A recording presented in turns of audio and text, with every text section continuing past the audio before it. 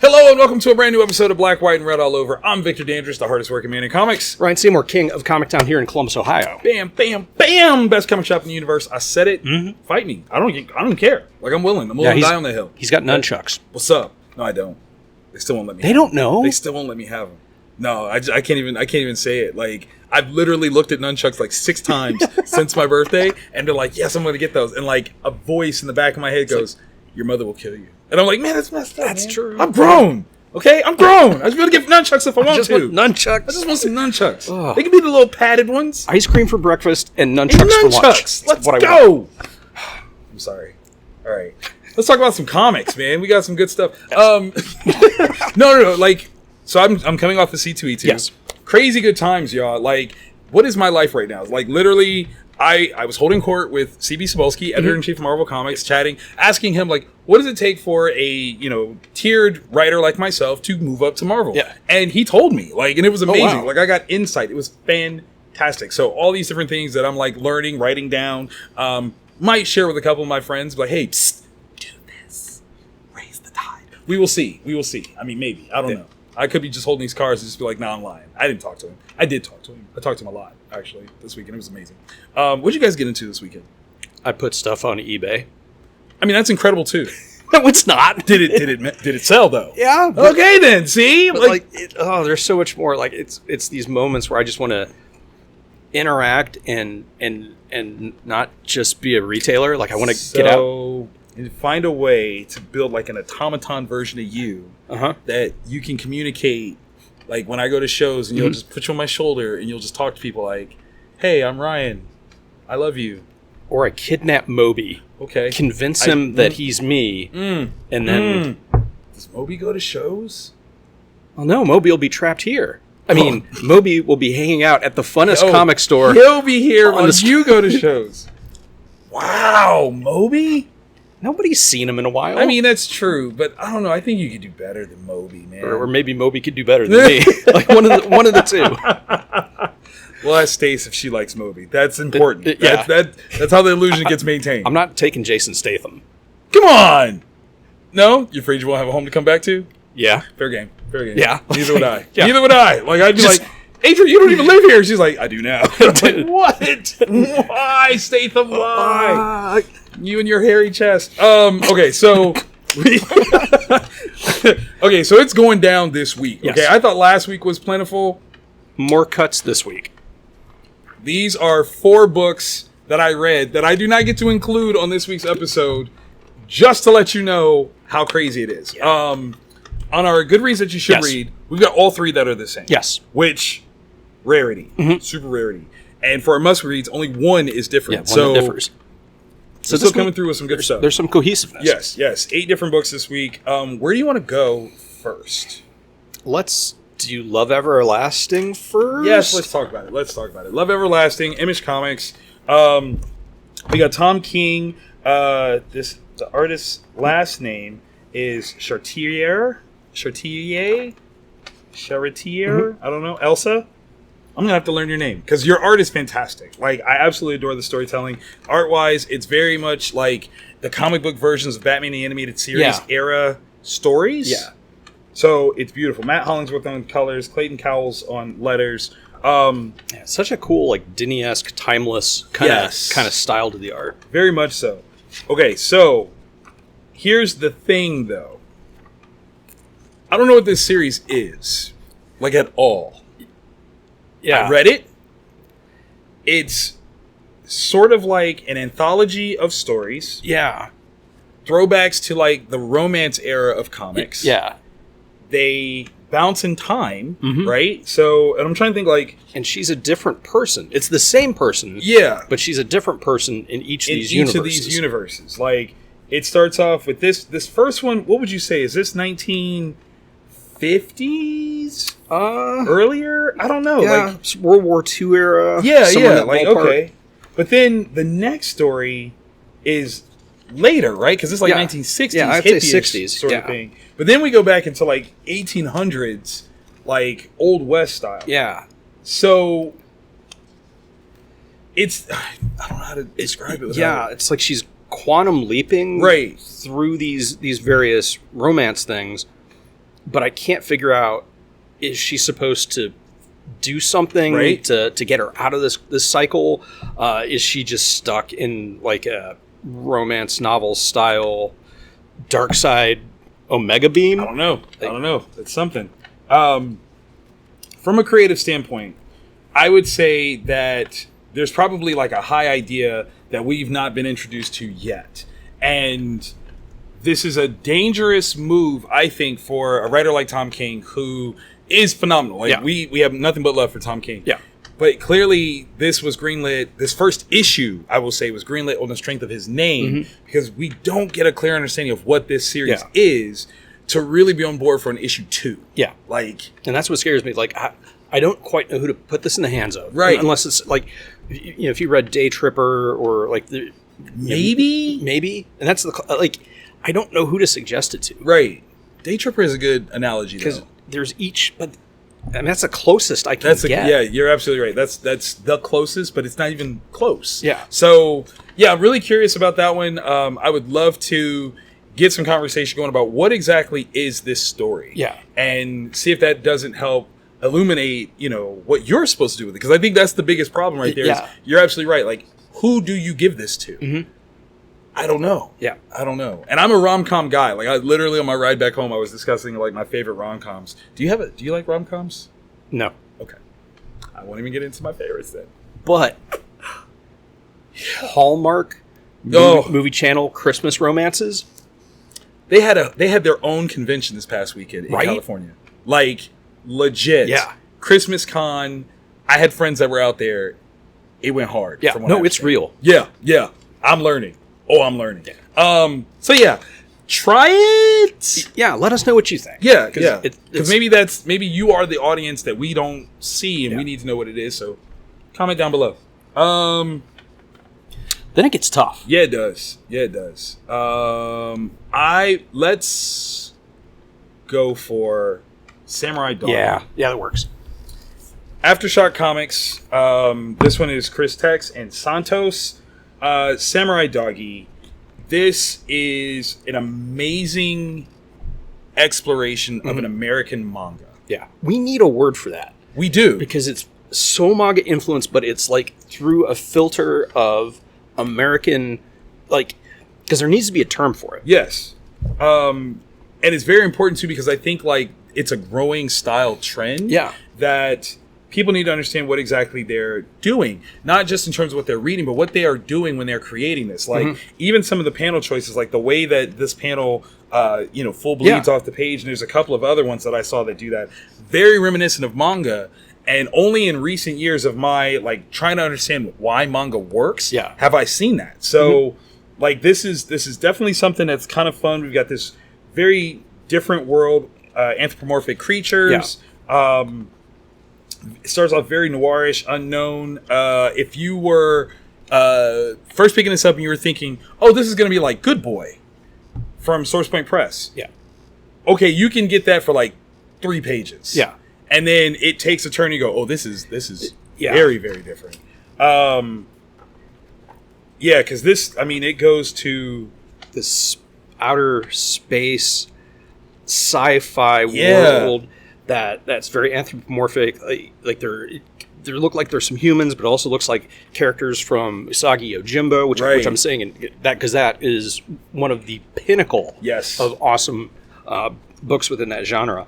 And then it goes this Akira Kurosawa, because that's part of it. But there's also like John Woo, because the violence, like it touches so many different Eastern influences in comic book form, and it synthesizes them perfectly. It does. It really does. Because this is one that it almost feels like, if I didn't know better, I would think that this was a colorized snippet of a manga. That like, oh, I had. Somebody brought it over. Oh, they Lone Wolf and Cub this. Yeah. No, not what they did at all. And I think that's, again, like I said, that's part of the thing that needs to be really celebrated and explored, because this is such a crazy dope execution. Like, this is good. This is, I'm gonna say something crazy. This is up there, like, this could be Black Sad level storytelling with anthropomorphic characters, with a style. Black Sad, of course, if you guys aren't familiar, is very much so more European comics. He's a detective, but like, just freaking brilliant. Absolutely brilliant. This is so good. This is good. The art, like, I'm not familiar with Santos. I will be now. Need to be from here on out, because like you were talking about the panels, it is not a traditional American style panel, right? It's free form. You've got some of them that you follow, but it's the same frame, right? But it's different. It's so cool, and the action is amazing. Yeah, the way that movement is captured is very kinetic when it needs to be, but then when it needs to breathe, you feel that too. Like it's like this. This is such a cinematic showcase, and I love how even the lettering, which Santos also did, just screams manga inspired. Like it's such a great showcase of culture, culture and influence. Because we're at a point now. I'm old enough I can say this. There is a generation of creator that has come up. That they, like, when I was coming up, manga, like, you hear about Akira, you might get it in your hands every now and again, but it was like not the norm. And now there's this generation coming up that had access to manga, had access to Shonen Jump, had Crunchyroll, and we're starting to see that how it plays into their art, their storytelling, everything. Like it's amazing. It's absolutely amazing. Highly recommend this one. Really, really good. Really, really good. Big shout out to AfterShock for something again so brand new. Like when you say AfterShock, if you throw Samurai Doggy in there, you're like, no, but. Yeah, like they would give this a shot because it's so very different. And freaking loved it. Absolutely loved it. We round out with Mindset. Zach Kaplan, John Pearson. Big shout out to you, John. I met John. Did I tell you that in Raleigh last weekend? No. It was crazy. I was on a panel, I wasn't even on the panel. I was watching a panel. I did end up getting tagged in, but that's secondary. But when they were introducing themselves, he's like, I did Mindset. And I was like, I love that book. And he's like, you know this book? And I was like, yes, I do. Like, I freaking love that first issue. It was amazing. The art is nuts. I didn't realize that was you. I love you. Foot of the master. Okay. College friends have figured out mind control. A way to get people to do what you want them to by freeing them of sorts of whatever inhibitions that would have stopped them from doing it to begin with. That's high concept, right? But this story is so well grounded. The questions that they ask are essays, like literal essays on what is the ethics of such a thing. If you could change the way somebody's thought process works, like at a fundamental level, what could you, right? Like, because you could make somebody mean, you could make somebody nice, you could make somebody do things that could hurt themselves or hurt others. And the rules, because they're all intelligent. They're all in a program to design apps and websites and different things. So they were like, we got to figure out if this works. And this particular issue is them figuring that out and setting the parameters. What are the rules that they're going to use? And there's one of these rules I think got broke, and we just don't know it yet. I think you're right. But even before we get to that, I thought the conversation about who should get to have this was great. Because, okay, these guys discovered it, right? And they know that to share this discovery with the world is going to bring all kinds of attention. Right? Lot of bad. Like, I won't even say like some good, a lot of bad. 90% of it. 93%. Like, there might be like 5% that's actually good, and there's like 2% that's like, and then the rest is bad. And it's such a great conversation piece. Like, this is something you could put in front of other people and go, if you could control somebody for 3 hours, what would you do? And how ethical, would it be? Like, could you, whatever. Like, some of the stuff they do is amazing. The slight bit of revenge that's gotten in this, I respect it, because it wasn't crazy. Wasn't crazy. It could have been worse. Could have been way worse. But I mean, I dig it. I respect it. I love the trouble that they get in. I love how they got out of it. Yeah. That was genius. And this was such... That's his Marla Singer. Oh, my God. Without question. That is the end of him in some way, shape, or form. Oh, in every shape. Shape. Because she represents something else. Yes. Right? Something intangible, something... But still, like, right there in front of you. Like... Yeah. Yeah. Because this... If you haven't read issue 1, this started off as one of these college kids was in a police custody for a murder that they think he did. Mm-hmm. And so this is telling this how we got there. It's so... Oh my God, it's good. So cool. It just really is. Super dope. It looks like the art style reminds me of the movie adaptation of A Scanner Darkly. Oh, nice. This thing just hits. Yeah, this is one of those books that is as high concept as Love Everlasting is. Mm-hmm. This is just as high concept. Yes. But it is being executed so perfectly. So well. So, like, beyond well. I got to give a shout out to John, because, like, you could look at this cover and you can mistake that it's a David Mack cover. Yeah. So it's got David Mack vibes. It's got Dave McKean vibes. Like, it's got all these different, like, Bill Sienkiewicz. Like, he's taking all these different right?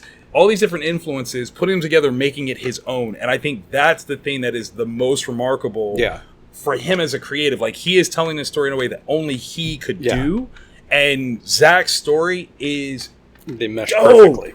Like, magic. Absolute magic. Like, these are two guys that when they work together, they work together. Yeah. And like, it's a vault comic. Yes. Vault means it is strip cover returnable. Get on it now. So when this does get optioned, because I can totally see it getting optioned. Oh my God. You don't want to miss out. Right. And it's just good. I almost feel like it was written to be optioned. Like, they had this option already on deck and then made a comic just so you'd be like, oh, that's what that is. Yeah. Cool. I want to watch that now because it's that smart. Yeah. That's smart. Yeah, you're missing out. If you're not reading it, you're missing out. Clearly. Okay, so those are the good reads that you should read. And if we like them this much. Oh God. The must reads. Mm-hmm. Bust down. Okay. Okay, so we've got two that are the same, one that's different. Yes. Because of where we are right now with what just came out Friday, I need you to start off with Predator. I need it. I need more Predator. Because I watched Prey this weekend. You said you haven't seen it yet? Not yet, no. That's going to be the next day or two. Probably Thursday. I literally watched it last night, so it's fresh on my lips. Okay, so we all know Marvel got the rights to Alien and Predator. I feel like that's a move. I think. Like Disney's got them, maybe? Right. Or maybe, like, I don't know. They've got that, but so good. Yeah. Philip Kennedy Johnson doing the writing for the Alien, and he just gets that character, that universe. And I was worried coming into this one, not that I doubt the creative team, because it's made Ed Brisson, Kev Walker, and Frank D'Armata. So, I mean, they're incredible creators. Solid. But with how good Alien is... Now the bar's set. And Prey, how good Prey is. Everybody's loving it. Like, is this... It's got to come out strong. Yeah. And it does. The art is really, really cool. Oh, that's clean. Yeah. That's super it's clean. It's... Good job, It's Kev. not superhero-y. Wait. Yeah. So, where are we? This takes place in the future. Oh. And I like it. It is the story of a young woman who lost her parents to a predator hunting trip. But unlike any of the other predator movies or stories, or there's some Dark Horse stuff that is out there, but I'm talking specifically about the movies for this one. The people, the humans, never get their revenge. I mean, they might kill the predator. She has figured out how to stalk these bastards. She is hunting a predator? She is hunting a specific predator and killing other predators along the way. That's awesome. Yeah. So it is really cool. The art's beautiful. The color choices are awesome. Because, I'm that kind of nerd that just loves colors. Of course. And it is violent. Violent. Oh, yeah. So this is really cool. It captures the thing that you loved about the first two Predator movies. And it's so cool. So if you're looking for additional content for those commendable people, Yeah, and it's I love it. strong character. It's a woman. I can totally hear that picture. Yeah, it's so That's awesome. just yeah. Yes, please, and thank you. Yes, friggin' amazing. Okay, so my deviation from the set is not a deviation for me. If you guys read C2E2, you know that I had the esteemed pleasure of kicking it with Ryan Brown on a panel, and he had copies of this on deck. Oh, did he? He did. I didn't get one because I was like, I'm just gonna wait. It's hard, but I'm gonna wait. I'm gonna be cool. I'm gonna be so cool. 8 billion genies. Chucky Soul. I didn't even ask him if he knows that we say that. So Ryan, don't tell him I say that. But Chucky Soul, Ryan Brown. It was so funny too because this was supposed to be a panel on creators from Chicago or that live in Chicago, and Ryan was the only one that showed up. So we just made it about him. Like we just talked about him. It was great. And what we got to talk about, and I want to say this might have been one of the first panels that he's done since the announcement that 8 billion Genies was picked up by Amazon. Yeah. So a bunch of people after the panel ran down to buy this book from me. And he's like, dude, thank you, because I'm almost out. I was like, woot. So now, okay, I have this understanding now, based on what he said on how the structure of this works. So every issue is a matter of a time jump. Okay. Yeah. So 8 seconds, 8 minutes. Right? Oh, okay. Yes, right? 8 minutes, 8 seconds, 8 hours and days. Yeah. And then this one is 8 weeks. That's what this is. So we're 8 weeks into the future or into this occurrence happening. Where again, if you're not familiar with this, everyone on Earth has been given a genie. And they get one wish. And once that wish occurs, genie dissipates, goes away. But the world is in a state because of it. Yeah. We have a set spot. God, it's so brilliant. We find out why he made that wish. Yes. Oh, I bet it's scary. I can't tell you. Okay. I'll tell you off camera. But it's phenomenal. This one is the Age of Powers, though. How many different people are going to wish to be superheroes? Yeah. And then there's some people that obviously juxtapose wish to be supervillains. And that's crazy. Because you would have. Right? It's going to happen. What I loved about this issue is we've got some cameos. So, yeah. Some folks show up. Yeah. That makes me happy. This whole thing is this brilliant sort of look into the functionality of humanity and how it works and why it works and when it doesn't and how it doesn't. And, this is now a new mythology. It's a church that I subscribe to. This may be my new religion. I'm just throwing it out there. Okay. Having an understanding of where this could be going. Yeah. Very, very interesting. Very interesting. So, I know this is a crazy concept. And Ryan, I hope after this blows up like it's going to, you guys go back to the boat concept that Charles pitched to you initially. You'll know what I'm talking about. All right. Yeah. It's back. It's ending. It's back, but it's ending. DCeased, War of the Undead Gods. The final chapter begins. Tom Taylor, Trevor Harrison, Andy Lanning, Rain Burrito. So, we know in the DCeased universe, as it is, the anti-life equation has become this got corrupted, super corrupted, right? That's horrible. How do you corrupt anti-life? Yeah, leave it to Darkseid to figure it out. It has ravaged the DC universe. Yeah, I mean we have lost heroes. Wonder Woman gone, Batman gone, Superman stuck in the sun, for 5 years. Yeah, just soaking up solar. What do you do? That's some who's tougher, pre-crisis Superman or that Superman dude that's just been sitting there soaking up solar radiation for 5 years straight? I would not. No, I would just leave him there, just forever. Just but we can save him. No, because in the last series, we find out that there's a cure. Yeah, and they find a way to synthesize the cure and start to save people. It was a good thing they did too because Trigon was coming and that was going to be bad. Yeah, luckily they saved it. So.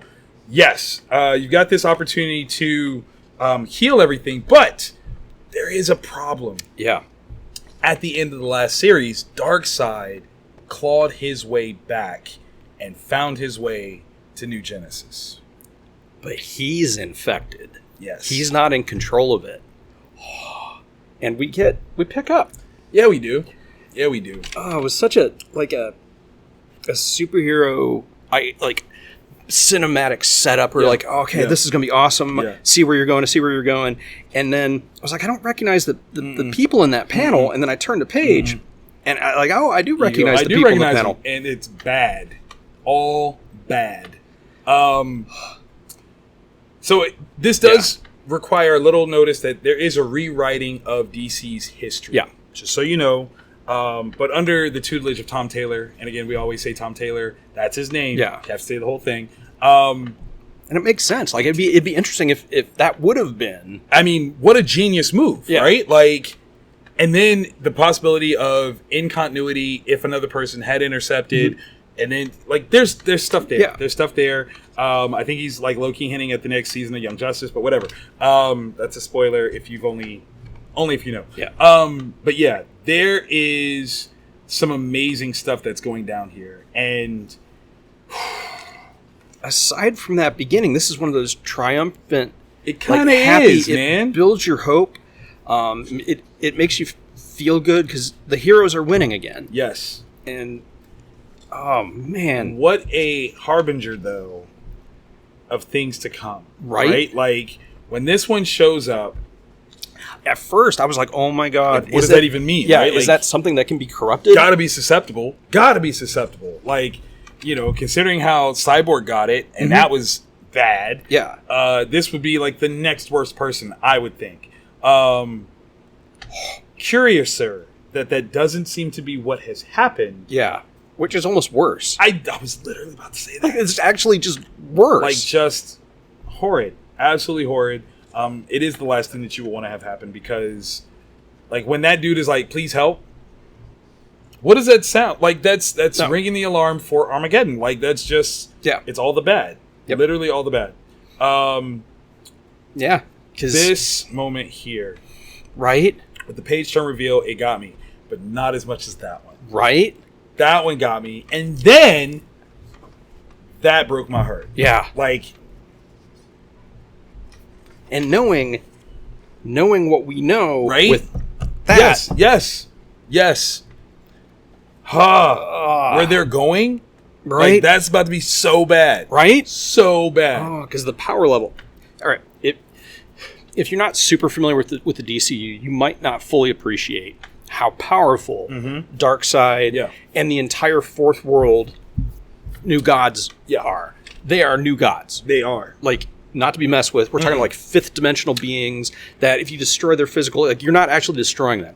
They have powers that you can't even wrap your, that are, Superman is worried about stuff. Superman is the street level hero to them. Right. That's that in context, okay? Superman would be the Spider-Man to them. Mm-hmm. That's their scale, their context. You don't see Spider-Man fighting the Silver Surfer because he wouldn't. Yeah.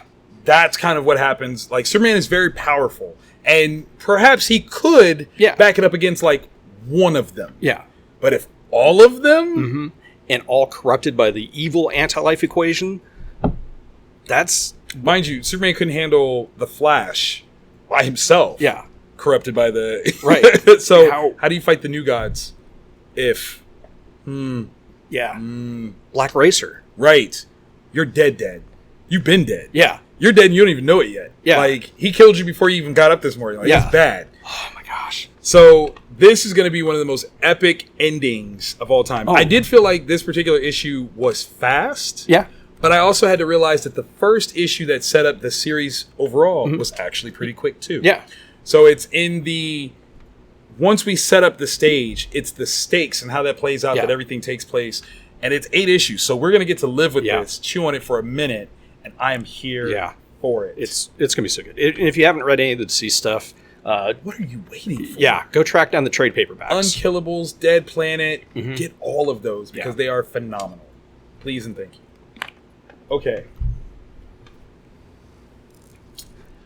Prodigy, the Icarus Society, number 2. I feel like issue 1 just came out. Yeah. just. Well, they've got it all in the can, so it's going to ship on time. There's on time, and then like this is on like a 3-week schedule, like which I'm good with. This is true. It's true. Okay. Edison Crane, world's smartest man, or so we thought. Or so we thought. Or so we thought. Last issue, first issue of this new series, he is drugged. Mm-hmm. He's loved first. Yeah. Then drugged and explosives put in his belly. Told that Yeah. if he doesn't do a series of things, he's gonna die. One of those things is to free the lunatic. Right. This bad guy is so like over the top and like cartoonish, but like in the best ways. He is. He's got, and we still don't know who actually did the surgery. I think he did it. He might have. That's the thing that makes it so crazy. Because he's got hands that are chimpanzee's hands. Yeah. That his hands have been removed and replaced with chimpanzee hands because chimpanzee hands are more dexterous. Yes. They're more dexterous. So he did that to Yeah. himself. But it starts off where he is to be released from jail. Like, Edison Crane is supposed... Like, this was the assignment given to him at the last issue. Yeah. You are to break me out of prison that you sent me to, by the way. Or else I'm going to blow up... I'm going to blow you up. Yeah. Like, that's the thing. I'm going to blow you up. Your belly go boom. Boom, boom. Right? To which, I'm like... I feel like Tom would... Or not Tom, I said Tom. Edison Crane. Yeah. I was like, Thomas Edison? No, he's that smart. Edison would totally be like, do it. I don't even do it. Like, I just knew that was going to be the bluff that he made. Yeah. This is why I'm not Mark Miller. Like, this is why I read Mark Miller. Because when I think I know where this is going to go, he flips it. Yeah. Okay, but you were telling me that this thing at the beginning... Yeah, no, it's real. Well, all right. There is a cave system, and there was an expedition with Neil Armstrong. The Neil Armstrong. Yeah. Yeah, no, I'm not making you like this is real stuff. So there's this priest that supposedly had been given a bunch of golden tablets and that had hieroglyphics and language that was not of anywhere or anyone that knew.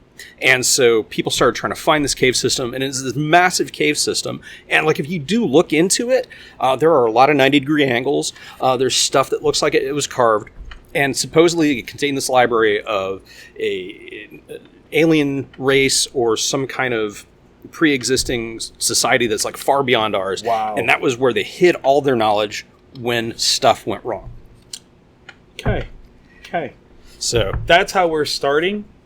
And the stage that it sets is, if this isn't the most genius way to say Marvel dropped the ball on their showcase of the Illuminati and the Cabal, like this is how you say, oh, you guys only flirted with this idea. Like, you have no idea what you could have done. This could have been amazing. Because I want to know more about this society. I want to know my God, the members, the brief glimpses we're given, and they're like weird one-upsmanship game that everybody else in the world is a pawn. And they're powerful enough, they're rich enough, they're smart enough. Right? That undersea, how it's so brilliant. Absolutely brilliant. I feel like, okay, now maybe this is just me, but I feel like in this moment right here, there's a sound effect that's missing. Yeah. But I think this dude can talk to him. I think. I wouldn't be surprised. I wouldn't either. But, like, I feel like that's what just happened. Like, he can speak Raven. Yeah. Like, for real. Like, and that's the thing that they're setting up. Like, when you're talking about the most powerful individuals in the world, and we get this idea that wealth is meaningless to them now. Like, they're so rich, it doesn't matter who has more money. Like, that's stupid to them. They want stuff that, like, no one else can have. Like, you can have money. Everybody can have money. Yeah. And how much is like, it's whatever. Like, inflation makes things irrelevant. But who else finds Atlantis? Like, who else goes to Mars and, like, builds the first colony? Right. Like, one of us is going to do that. Yeah. And that's how you know I'm the real superpower. Like, because I did this. God, and the thing is, I know this could not really take place in our world. Chimpanzees, like that I mean, could it? Could it? Maybe. I don't know. Maybe there is a Dr. Tong somewhere with chimpanzees. I want to know what level of research Mark does in order to do this. The fact that there could be an Atlantis, right?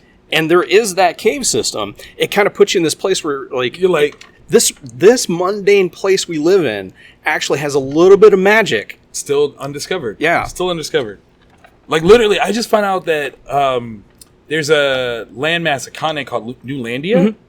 I just saw about this on TikTok. You've heard about it. Of course you have. You're like the conspiracy king. Ask me my kid's birthday, though.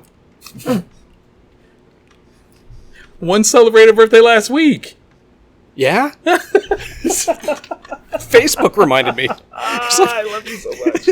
so much. Yeah, here's a picture from last year. Oh, crap. Oh, dang it. I love you. Happy birthday, sweetie.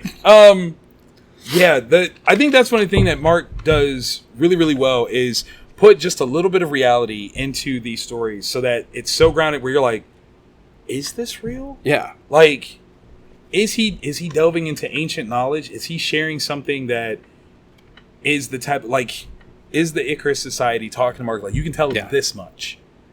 You say anything else, it's coming for you. So now I'm curious because the original person investigating that cave system is Scottish, right? His daughter's still investigating. You feel like this is a nationality thing, huh? Well, no, I'm curious now. Like, did Mark ever cross paths with someone connected to that? Mark, you got to tell us if you've talked to somebody in that family. Like, please, you've got to tell us just that. Like, I'm not asking what they told you. Did you talk to someone in that family and incorporate, like, that's part of your research? That's what I want to know, because that is impressive, because the level of research that requires, right? While you are still writing and managing the Miller World imprint for Netflix, is like, it's another like big sign of people like, please don't sleep on this man. Don't think like, he just got lucky. He just works with these guys, and it's really, he's putting in the work, people. Yeah. Putting in the work. Oh, and then friggin' amazing. There's the ad page for American Jesus Volume 3. Ready. We are not ready for that. I am. All. No, you're not. No, I'm telling you. You think you are? Nah. Choose me as tribute. Oh my gosh. Book of the week. Book of the week, without question. Icarus Society, man. Prodigy. You gotta love it. Edison Crane. I need to see more people cosplaying as Edison Crane. Just be dapper at conventions. Because there's a movie coming out, right? There's gotta be. So I'm hoping. I know I had heard rumblings of someone who wanted it. A couple of people that wanted it. Based on the artwork of this one. Makes you wonder. I feel like they look like a certain person. I think we mentioned it when the first issue came out. I won't repeat it just in case. But a little wanted action, if you know, you know. Make it happen. Make it happen. Man, good stuff. Good books. So many good books. So many things that we like this week that we hope that you like, including this episode. And if you did, click that thumbs up. Let us know. Hopefully you've watched to the very end, because that algorithm is a son of a...